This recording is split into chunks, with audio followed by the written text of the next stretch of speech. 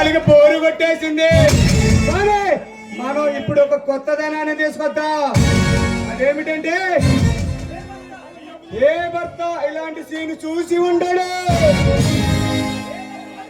ఏ భార్యకు ఇలాంటి పరాభం జరిగి ఉండదు. నీ చేతికి ఉన్న గాజులు పగలగొట్టు, నుదుటి బొట్టు చెడిపే, మెల్ల ఉన్న పూలు తెంపే, మెల్ల ఉన్న మంగళసూత్రం తెంపే. నా ప్రాణం అయినా పోతుంది కానీ నేను మాత్రం ఈ పని చేయను. చూడు పాప, చూడు పాప,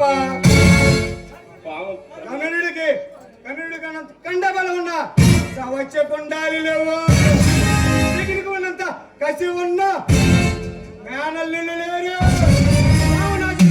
బలం బలగం ఉన్నా ఆడదాని వీక్నెస్ లేదు. ద్రౌపది వస్త్రాభరణం లేకుండా ఈ జనాలకి లేకుండా చూపించమంటే నువ్వు తీసేస్తావా? మా చేత పూలు తీపించుకోవటం, నుదుటి బొట్టు చెడిపెట్టుకోవటం, గాజులు పగిలించుకోవటం, మెల్లో ఉన్న సూత్రం తీసేయటం, పాడు జనాన్ని నాటకాలేసి బొత్తులంకై నాశనం చేయటం, ఇవన్నీ అక్కర్లేదమ్మా. అంతటా నువ్వే తీసేయి.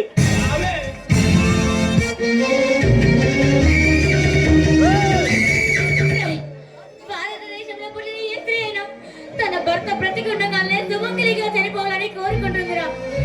అలాంటిది నా భర్త బ్రతికుండగానే నా పసుపు కుంకుమను తీయను, నా మంగళ సూత్రాన్ని తీయను.